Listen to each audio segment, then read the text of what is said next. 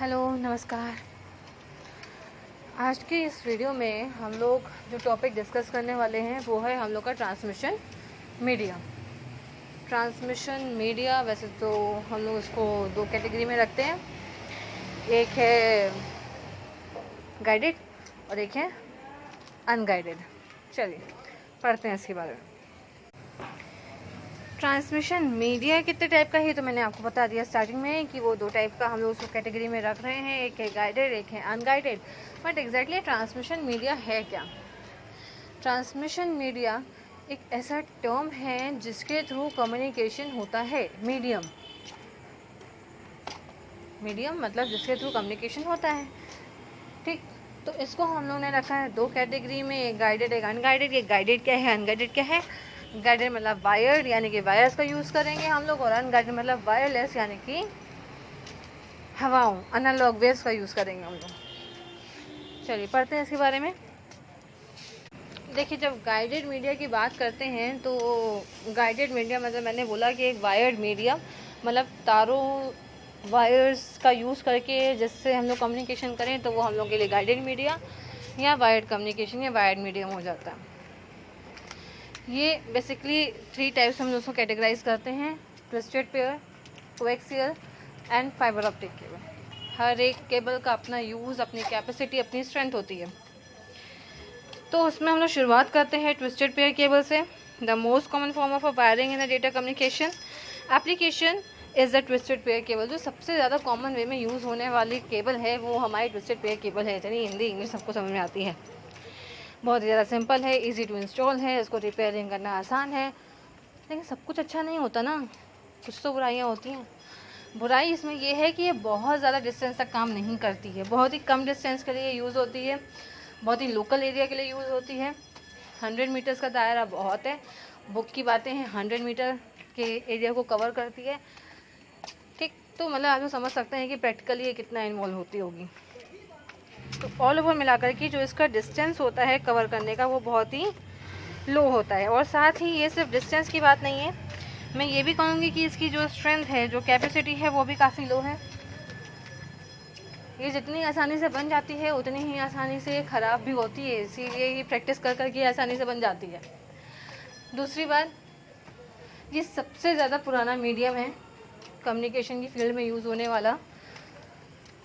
Helical shape होता है इसका, मतलब ये आपस में ट्विस्ट करके चलती हैं। जैसे आप लोगों ने घर में देखी होंगी ना wires, red green blue type की इलेक्ट्रिसिटी के लिए यूज़ होने वाली वायर्स। बस इसकी स्ट्रेंथ और उसमें इलेक्ट्रिक वेव्स जो होती हैं वो एक हाई फ्रिक्वेंसी की होती हैं, उसको वो हैंडल कर लेता है। लेकिन इसमें जो होता है तो इसी लो फ्रिक्वेंसी पर वर्क करेगी और डेटा को ट्रांसफ़र करेगी। यूजुअली जैसे हम लोग के लाइन स्विचेस में कनेक्शन होता है या बहुत ही कम डिस्टेंस पे जो कनेक्शन होता है उसके लिए ये यूज़ होती है।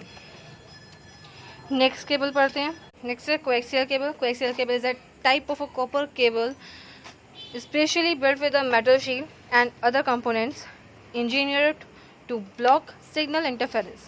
It is primarily used by cable TV companies to connect their satellite antenna facilities to customer homes and business. ये इसकी थ्योरी थी, लिखी है, आप लोग नोट भी कर सकते हैं। बहुत जल्दी मैं आप लोग को वेबसाइट ब्लॉग का लिंक भी शेयर करूंगी जिसके थ्रू आप लोग को नोट्स भी इजीली मिल पाएंगे। खैर, देखिए कोएक्सियल केबल का स्ट्रक्चर सामने है। जो उसमें सबसे इंटरनल पार्ट होता है, जो सबसे इनर पार्ट यहाँ पे है, वो होता है mesh copper wire, stiff copper wire. Stiff copper wire यहाँ पर यूज़ होता है। कॉपर का ये एक सॉलिड फॉर्म है।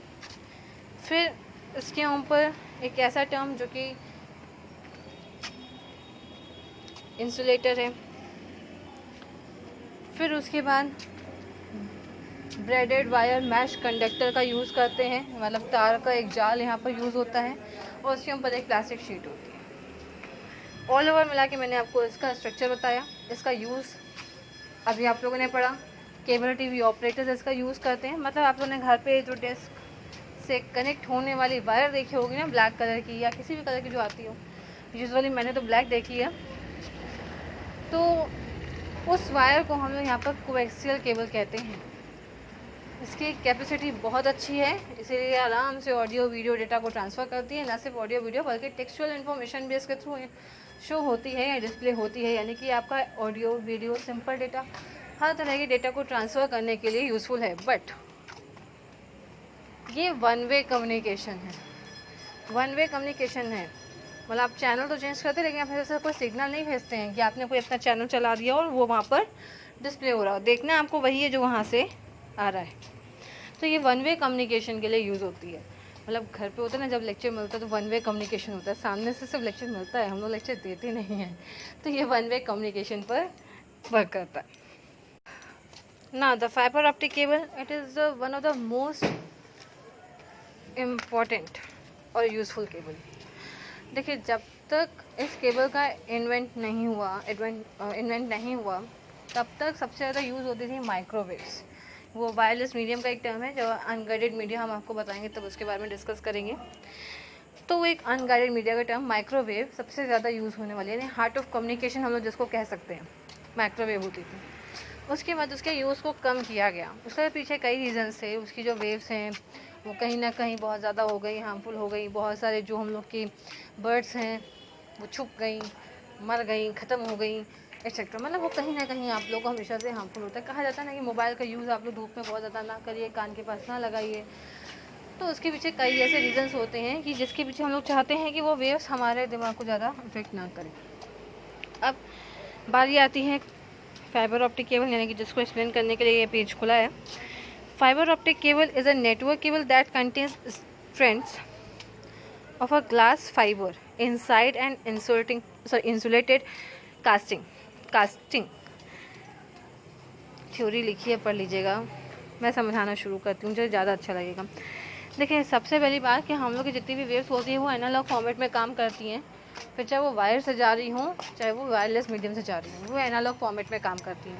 लेकिन ये एक ऐसी वायर है जो कि लाइट बीम्स के फॉर्मेट में ट्रांसफ़र होती है। इसका क्या पोर्शन होता है, देखिए फर्स्ट डायग्राम में जो वाइट कलर के बैकग्राउंड पर है, उसमें नीचे वहाँ पे लिखा हुआ है ना कि हम लोग की जो वायर्स हैं वो जो एरो बन रही हैं बार बार, वो वायर जो वेव्स हैं वो जा रही हैं। एक्चुअली चलिए एक एग्जांपल उठाते हैं। जैसे हम लोगों ने कोई एक ट्रांसपेरेंट ग्लास का यूज़ करा, उस पर हम लोगों ने लाइट डाली, लाइट, फ्लैश लाइट, कोई भी लाइट, तो आप लोग नोटिस करेंगे कि वो जो लाइट है उसका बहुत बड़ा पोर्शन उस ग्लास को क्रॉस करके आगे बढ़ गया। हाँ, वो चेंजमेंट होता है कुछ एंगल का, इतनी फिजिक्स के बारे में क्या डिस्कस करूँ, मुझे भी नहीं आती है, लेकिन एक बहुत बड़ा पोर्शन लाइट का आगे शिफ्ट हो गया, आगे बढ़ गया, वो रिफ्लेक्ट नहीं हुआ उतना। लेकिन अगर हम लोग उसी ग्लास के सेकेंड साइड पर या किसी भी एक साइड पर metallic coating, silver coating, metallic coating कर देते हैं तो वो एक मिरर के फॉर्मेट में बन जाती है। अब इस मिरर पर जब आप लोग लाइट डालते हैं, या इन शॉर्ट पहले हमने ट्रांसपेरेंट पर लाइट डाली तो एक बहुत बड़ा पोर्शन बाहर निकल गया, लेकिन जब मिरर पर लाइट डाली तो वो लाइट जो हुई वो रिफ्लेक्ट होकर के हमारे साइड, यानी कि वो वापस बैक आई, लेकिन उसका भी एंगल चेंज हो जाता है। अब अगर वहाँ पर फिर से मिरर हो तो वो फिर से टकरा के और आगे बढ़ जाएगी एंगल चेंज करके, फिर मिरर से टकराई, फिर मिरर से टकरा के आगे बढ़ गई। तो इसी चीज़ पर काम किया गया है फाइबर ऑप्टिक केबल में। फाइबर ऑप्टिक केबल में क्या होता है कि फाइबर का यूज़ होता है। इस फाइबर के सेकेंड एंड पर एक क्लैडिंग, एक कोटिंग करी जाती है। वो कोटिंग इसीलिए करी जाती है ताकि जो लाइट है वो बार बार उस फाइबर से टकराए, फिर टकरा कर रिफ्लेक्ट होकर फिर आगे बढ़े, फिर टकराए, फिर टकरा कर रिफ्लेक्ट होकर आगे बढ़े। तो ये इसका वर्किंग प्रोसेस है। काम कैसे करता है, अब ठीक इसके ऊपर एक बना ना सेंडर, सेंडर ने क्या करा, उस इलेक्ट्रिकल सिग्नल्स कन्वर्टर आया, एक सेंडर से जो सिग्नल आया इलेक्ट्रिकल फॉर्मेट में, वो कन्वर्टर ने क्या करा, लाइट में कन्वर्ट करा, फाइबर ऑप्टिक केबल ने पास किया। रिसीवर एंड पर फिर एक कन्वर्टर लगा, कन्वर्टर ने लाइट को फिर से इलेक्ट्रिक सिग्नल में कन्वर्ट करा और उसको रिसीवर को पहुंचा दिया। तो ये इसका वर्किंग प्रोसेस होता है। टेक्निकली भी और लॉजिकली भी, दोनों बता दिए कि वो लाइट कैसे रिफ्लेक्ट हो रही है और क्यों रिफ्लेक्ट हो रही है। इसका स्ट्रक्चर क्या है, सबसे इनर में कोर होता है, कोर हॉलो यानी कि खाली होता है, जिससे हमारी लाइट टकराती रहती है। उस कोर के ठीक बाहर क्लैडिंग यानी कि कोटिंग होती है, और उस क्लैडिंग के ठीक बाहर एक आउटर जैकेट यानी कि एक प्रोटेक्टेड जैकेट होती है, जो इस वायर के इंटरनल पार्ट, कोर पार्ट को प्रोटेक्ट करने का काम करती। ठीक, आई होप आप सबको समझ में आया होगा। ना समझ में आया हो तो एज यूजुअल आप लोग कमेंट बॉक्स में कमेंट के फॉर्मेट में अपनी क्वेरी यानी कि क्वेश्चन डाल सकते हैं, पूछ सकते हैं। धन्यवाद। Thank you for watching this video. मैंने इस वीडियो में आप लोगों के साथ गाइडेड मीडियम के बारे में यानी कि वायर्ड मीडियम के बारे में डिस्कस किया। नेक्स्ट वीडियो में हम लोग अनगाइडेड मीडियम के बारे में डिस्कस करेंगे। अनगाइडेड मतलब वायरलेस।